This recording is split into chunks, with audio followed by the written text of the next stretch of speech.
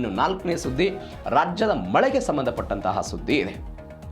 ಪ್ರತಿನಿತ್ಯವೂ ಕೂಡ DNAಯಲ್ಲಿ ಮಳೆಯ ಅಪ್ಡೇಟ್ ಬಗ್ಗೆ ಕೊಡ್ತಾ ಇದ್ದೀವಿ. ಯಾವ ಕಾರಣಕ್ಕಾಗಿ ಅಂತ ಹೇಳಿದ್ರೆ, ಒಂದು ಕಡೆ ಮಳೆ ಆಗ್ತಾ ಇದೆ, ಮತ್ತೊಂದು ಕಡೆ ಮಳೆ ಆಗ್ತಾ ಇಲ್ಲ. ಎಲ್ಲೆಲ್ಲಿ ಏನೇನು ಆಗ್ತಾ ಇದೆ ಅನ್ನುವಂತಹ ಮಾಹಿತಿ ಜನರಿಗೆ ಸಿಗಬೇಕಲ್ಲ. ಈ ಕರಾವಳಿಯ ಜನ ಮಳೆ ಆಗ್ತಾ ಇರುವ ಕಾರಣಕ್ಕಾಗಿ ಸಮಸ್ಯೆಗಳನ್ನು ಅನುಭವಿಸ್ತಾ ಇದ್ದಾರೆ. ಈಗ ಉತ್ತರ ಒಳನಾಡಿನ ಜನ ಮಳೆ ಆಗ್ತಾ ಇಲ್ಲ ಅನ್ನುವ ಕಾರಣಕ್ಕಾಗಿ ಸಮಸ್ಯೆಯನ್ನು ಅನುಭವಿಸ್ತಾ ಇರುವಂತಹ ಪರಿಸ್ಥಿತಿ ಇದೆ. ರೈತರಿಗೆ ಸಮಸ್ಯೆಗಳಾಗ್ತಾ ಇದೆ. ಹಾಗಾದ್ರೆ ಒನ್ಸ್ ಅಗೇನ್ ಹವಾಮಾನ ಇಲಾಖೆ ಏನು ಹೇಳ್ತಾ ಇದೆ, ಎಲ್ಲೆಲ್ಲಿಗೆ ಏನೇನು ಅವಾಂತರಗಳಾಯಿತು, ಏನಾಯಿತು ಬೆಳವಣಿಗೆ, ಕರಾವಳಿಗೆ ಯಾಕೆ ರೆಡ್ ಅಲರ್ಟು, ಏನು ಎತ್ತ, ಡೀಟೇಲ್ಸ್ ನೋಡ್ತಾ ಹೋಗೋಣ ಇದ್ರ ಬಗ್ಗೆ. ಕರಾವಳಿ ಮಲೆನಾಡಲ್ಲಿ ಮಳೆ ಆರ್ಭಟ ಜೋರಾಗಿರೋದು.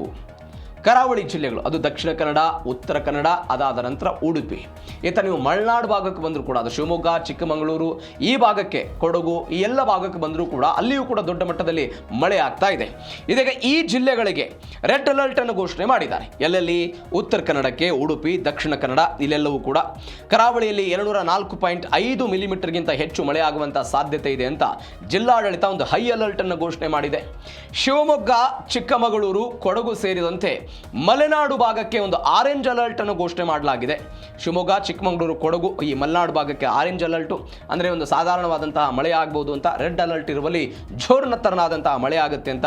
ಯಾವುದೇ ಕಾರಣಕ್ಕೂ ಮೀನುಗಾರರು ಕಡಲಿಗೆ ಇಳಿಯದಂತೆ ಹವಾಮಾನ ಇಲಾಖೆ ಕಟ್ಟುನಿಟ್ಟಿನ ಸೂಚನೆ ಕೊಟ್ಟಿದೆ. ಗುಡ್ಡಗಾಡ ಪ್ರದೇಶಗಳಲ್ಲಿ ಭೂಕುಸಿತದ ಭೀತಿ ಇರುತ್ತೆ. ಈ ಭೂಕುಸಿತದ ಬಗ್ಗೆ ಮೊದಲೇ ಸರ್ವೆಗಳಾಗಬೇಕು. ಭೂಕುಸಿತ ಆಗ್ತಾ ಇದೆ, ಅಲ್ಲಿ ಯಾವುದೇ ಕಾರಣಕ್ಕೂ ರಸ್ತೆಗಳ ನಿರ್ಮಾಣ, ಅವುಗಳ ಮೇಲೆ ಒತ್ತಡ ಹಾಕುವಂತಹ ಪರಿಸ್ಥಿತಿ ಯಾವುದನ್ನೂ ಕೂಡ ಮಾಡಬಾರದು ಅಂತ ಅನೇಕ ಕಮಿಟಿಗಳು ಈಗಾಗಲೇ ವರದಿಯನ್ನು ಕೊಟ್ಟು ಹೋಗಿದ್ದನ್ನು ನೋಡ್ತಾ ಇದ್ದೀವಿ.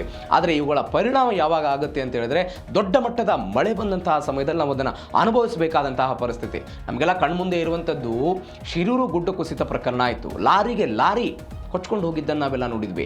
ಕೇರಳ ಮೂಲದ ಒಬ್ಬ ವ್ಯಕ್ತಿ ಹೋಟೆಲ್ ಕೊಚ್ಕೊಂಡು ಹೋಗಿದ್ದನ್ನು ನೋಡಿದ್ವಿ. ಒಂದು ಭೂಕುಸಿತ ಆಗಿದ್ದರ ಪರಿಣಾಮವಾಗಿ ಎಲ್ಲ ಬೆಳವಣಿಗೆಗಳಾಗಿತ್ತು. ಒನ್ಸ್ ಅಗೇನ್ ಅಂಥದ್ದೇ ಬೆಳವಣಿಗೆ ಆಗಬಹುದು ಅನ್ನುವಂಥ ಸುದ್ದಿಗಳು ಬರ್ತಾ ಇದೆ. ಹವಾಮಾನ ಇಲಾಖೆ ಕೊಡ್ತಾ ಇರುವಂಥ ಮಾಹಿತಿ.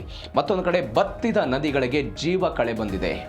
ಕೆಲವೊಂದಿಷ್ಟು ನದಿಗಳೆಲ್ಲ ಬತ್ತಿ ಹೋಗ್ಬಿಟ್ಟಿತ್ತು. ನಾವೇ ಚರ್ಚೆ ಮಾಡಿದ್ದೀವಿ. ಕಾವೇರಿ, ಹಾರಂಗಿ, ಬೇರೆ ಬೇರೆ ಜಲಾಶಯಗಳದ್ದು, ತುಂಗಭದ್ರಾ ಜಲಾಶಯ ಆಗಿರ್ಬೋದು, ಎಲ್ಲ ಜಲಾಶಯಗಳಲ್ಲೂ ಕೂಡ ನೀರಿನ ಮಟ್ಟ ಕಡಿಮೆ ಆಗ್ತಾ ಇದೆ ಅಂತ.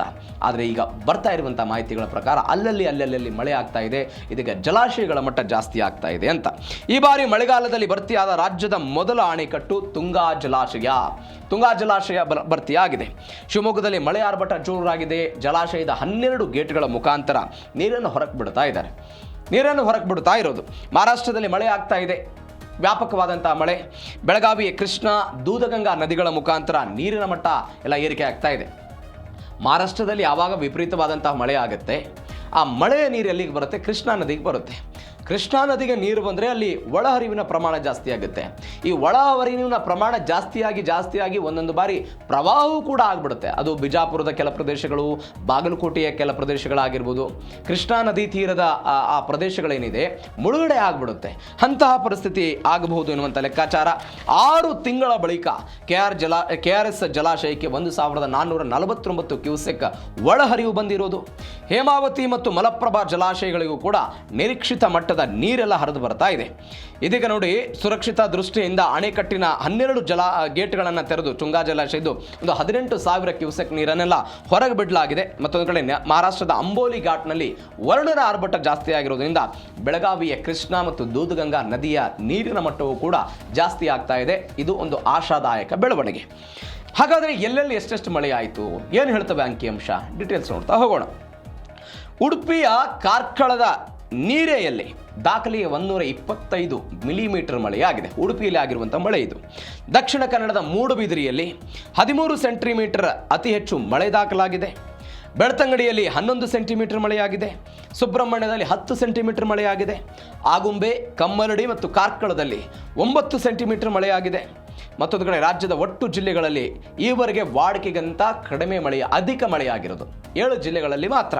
ಅಂದರೆ ನಾವು 42% ಮಳೆ ಕೊರತೆಯನ್ನು ಜೂನ್ ತಿಂಗಳಲ್ಲೆಲ್ಲ ಅನುಭವಿಸಿದ್ವಿ. ಇದೀಗ ಅದರ ವ್ಯಾಪ್ತಿ ಜಾಸ್ತಿ ಆಗ್ತಾ ಇದೆ. ಉಡುಪಿ ಜಿಲ್ಲೆಯ ಕಾರ್ಕಳ ನಿರೇಯಲ್ಲಿ 125 ಮಿಲಿಮೀಟರ್ ಮಳೆ ಆಯಿತು. ಮೂಡುಬಿದಿರೆಯಲ್ಲಿ 13 ಸೆಂಟಿಮೀಟರ್ ಆಗಿದೆ. ಬೆಳ್ತಂಗಡಿಯಲ್ಲಿ 11 ಸೆಂಟಿಮೀಟರ್, ಸುಬ್ರಹ್ಮಣ್ಯದಲ್ಲಿ 10 ಸೆಂಟಿಮೀಟರ್, ಆಗುಂಬೆ, ಕಮ್ಮರಡಿ ಇಲ್ಲೆಲ್ಲ 9 ಸೆಂಟಿಮೀಟರ್ ಮಳೆ ಆಗಿರುವಂತಹ ವರದಿಗಳು ಇದೀಗ ಹವಾಮಾನ ಇಲಾಖೆಯಿಂದ ಬರ್ತಾ ಇರೋದು. ಇದು ಒಂದು ಬೆಳವಣಿಗೆ. ಮತ್ತೊಂದು ಕಡೆ ಇಡೀ ರಾಜ್ಯದಲ್ಲಿ ಮಳೆಯ ಕೊರತೆ ಎಷ್ಟಿದೆ? ಈಗ ಬರ್ತಾ ಇರುವಂತಹ ಮಾಹಿತಿಯ ಪ್ರಕಾರ 33% ಮಳೆಯ ಕೊರತೆ ಆಗ್ತಾ ಇದೆ ಇಡೀ ರಾಜ್ಯದಲ್ಲಿ. ಜೂನ್ನಿಂದ ಜುಲೈ 4ರ ತನಕ ಕರ್ನಾಟಕದಲ್ಲಿ ಒಟ್ಟಾರೆ 33% ಮಳೆಯ ಕೊರತೆ. 33% ಮಳೆ ಕೊರತೆ. ಬಾಗಲಕೋಟೆ, ಬೆಳಗಾವಿ ಸೇರಿ ಕೇವಲ 7 ಜಿಲ್ಲೆಗಳಲ್ಲಿ ಮಾತ್ರ ವಾಡಿಕೆಗಿಂತ ಹೆಚ್ಚು ಮಳೆಯಾಗಿದೆ. ಎಲ್ಲಿನೋ ಪ್ರಭಾವದ ಕಾರಣಕ್ಕಾಗಿ ಕೃಷಿ ಚಟುವಟಿಕೆಗಳ ಮೇಲೆ ಗಂಭೀರವಾದಂತಹ ಪರಿಣಾಮವನ್ನು ಬೀರ್ತಾ ಇರೋದು. ಅಕ್ಕಿ, ಬೇಳೆಕಾಳು, ಎಣ್ಣೆಕಾಳುಗಳ ಬಿತ್ತನೆ ಪ್ರಮಾಣದಲ್ಲಿ 23% ಇಳಿಕೆ ಆಗಿದೆ. ಮುಂದಿನ 2 ತಿಂಗಳು ಮಳೆ ಬಾರದಿದ್ದರೆ ಆಹಾರ ಧಾನ್ಯಗಳ ಬೆಲೆ ಏರಿಕೆ ಆಗುವಂಥ ಆತಂಕ. ಒಟ್ಟಾರೆ ಏನು ಕೃಷಿ ಭೂಮಿ ಇದೆ ಅದರ ಒಟ್ಟಾರೆ ಪ್ರಮಾಣದ ಒಂದು 25% ಎಲ್ಲ ಬಿತ್ತನೆ ಕಾರ್ಯಗಳು ಆಗ್ಬಿಟ್ಟಿದೆ ಅಂತ. ಮಳೆ ಆಗದೆ ಹೋದರೆ ಏನು ಮಾಡಬೇಕು ಅನ್ನುವಂಥ ಆತಂಕ ಎಲ್ಲ ಸಹಜವಾಗಿ ರೈತರದ್ದಿತ್ತಲ್ಲ. ಈ ಕಾರಣಕ್ಕಾಗಿ ಬಿತ್ತನೆ ಅನೇಕ ಜನ ವೇಟ್ ಮಾಡೋ ಪ್ರಯತ್ನವನ್ನು ಮಾಡ್ತಾ ಹೋಗಿದ್ರು. ಹೀಗಾಗಿ ಒಂದು 23 ಅಷ್ಟೆಲ್ಲ ಇಳಿಕೆ ಆಗಿದೆ ಅನ್ನುವಂಥ ವರದಿಗಳಿದೆ. ಎಲ್ಲಕ್ಕಿಂತ ಹೆಚ್ಚಾಗಿ ಇವತ್ತು ರೈತರ ಆಗ್ರಹ ಇರೋದು, ರೈತ ಏನು ಮಾಡಬೇಕು? ಮಳೆ ವಿಪರೀತ ಬಂದರೆ ತನ್ನ ಬೆಳೆಗಳ ಹಾನಿ ಆಗುತ್ತೆ, ಮಳೆ ಬರದೇ ಹೋದರೂ ಕೂಡ ಬೆಳೆಗಳ ಹಾನಿ ಆಗುತ್ತೆ. ಸಾಲ ಶೂಲದಲ್ಲಿ ಬದುಕುವಂಥ ಪರಿಸ್ಥಿತಿ ಇದೆ. ಇದೀಗ ರೈತರು ಹೇಳ್ತಾ ಇದ್ದಾರೆ, ಒಂದು ಬೆಳೆ ಹಾನಿಯನ್ನು ಕೊಡಬೇಕು ಅಂತ ಅವರ ಆಗ್ರಹ. ಎರಡನೇದವರು ಬೆಳೆ ವಿಮೆಯನ್ನು ಸಮರ್ಪಕವಾಗಿ ಕೊಡಬೇಕು ಅಂತ. ಇವತ್ತೊಂದು ವರದಿ ಬಂದಿದೆ, ಬೆಳೆ ವಿಮೆಯನ್ನು ತುಂಬಿಸ್ಕೊಳ್ಳೋದಕ್ಕೂ ಕೂಡ ಬ್ಯಾಂಕ್ಗಳು ಹಿಂದೇಟು ಹಾಕ್ತಾ ಇದೆ, ರೂಲ್ಸ್ ಆ್ಯಂಡ್ ರೆಗ್ಯುಲೇಷನ್ಗಳು ಇದ್ದಾಗಲೂ ಕೂಡ ಅಂತ. ಇಂತಹ ಸಂಕಷ್ಟದ ಸಮಯದಲ್ಲಿ ರೈತ ಒಂದು ಆಗ್ರಹ ಮಾಡ್ತಾ ಇದ್ದಾನೆ ಸರ್ಕಾರಕ್ಕೆ, ರೈತರ ಸಾಲ ಮನ್ನಾ ಮಾಡಬೇಕು ಅಂತ. ರೈತರ ಸಾಲ ಮನ್ನಾಗೆ ಹೆಚ್ಚಿದ ಒತ್ತಡ. ಹೆಂಗೆ? ಮಳೆ ಕೊರತೆ ಹಿನ್ನೆಲೆ ರೈತರ ಸಾಲ ಮನ್ನಾ ಮಾಡಬೇಕು ಅಂತ ಸರ್ಕಾರಕ್ಕೆ ಮನವಿಯನ್ನು ಮಾಡ್ತಾ ಇದ್ದಾರೆ. ನಾವು ನೋಡಿ, ಸಣ್ಣ ಹಿಡುವಳಿದಾರರು ಅಂತ ಕರಿತೀವಿ, ಸಣ್ಣ ರೈತರು ಅಂತ ಕರಿತೀವಿ, ಮಧ್ಯಮ ಹಿಡುವಳಿದಾರರು ಅಂದರೆ 4 ಎಕರೆಗಿಂತ ಕಡಿಮೆ ಇರುವಂತಹ ಭೂಮಿಯನ್ನು ಹೊಂದಲು ಸಾಲದ ಮೇಲೆ ಅವರು ಜೀವನವನ್ನು ಮಾಡ್ತಾ ಇರ್ತಾರೆ. ಹೀಗಾಗಿ ಆ ಸಾಲವನ್ನು ಮಾಡಬೇಕು, ಸಂಪೂರ್ಣ ಪ್ರೀಮಿಯಂ ಮೊತ್ತವನ್ನು ಸರ್ಕಾರವೇ ಭರಿಸಬೇಕು, ಮೋಡ ಬಿತ್ತನೆಯನ್ನು ಮಾಡಬೇಕು ಅಂತ. ಈಗ ಹಾವೇರಿ ಜಿಲ್ಲೆಯಲ್ಲಿ ಮೋಡ ಬಿತ್ತನೆಗೆ ಪರ್ಮಿಷನ್ ಕೊಟ್ಟಿದ್ದಾರೆ, ಬೇರೆ ಬೇರೆ ಕಡೆಗಳಲ್ಲಿ ಅದನ್ನೆಲ್ಲ ಮಾಡಬೇಕು ಅಂತ ಕೇಂದ್ರ ತಂಡದಿಂದ ಬರ ಅಧ್ಯಯನ ನಡೆಸುವುದಕ್ಕೆ ಸಿಎಂ ಜೊತೆಗೆ ಸಚಿವರೆಲ್ಲ ಚರ್ಚೆ ಮಾಡ್ತಾರಂತೆ. ಚಿತ್ರದುರ್ಗ ಸೇರಿದಂತೆ ಬಯಲುಸೀಮೆ ಜಿಲ್ಲೆಗಳಲ್ಲಿ ಕುಡಿಯುವ ನೀರಿಗೆ ಹಾಹಾಕಾರ ಶುರುವಾಗಿರೋದು ನೋಡ್ತಾ ಇದ್ದೀವಿ.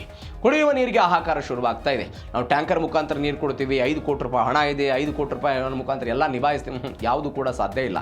ಆದರೆ ಇವೆಲ್ಲದರ ಹೊರತಾಗಿ ಸಮಸ್ಯೆಗಳು ಖಂಡಿತ ನೈಜ ಮಟ್ಟದಲ್ಲಿದೆ.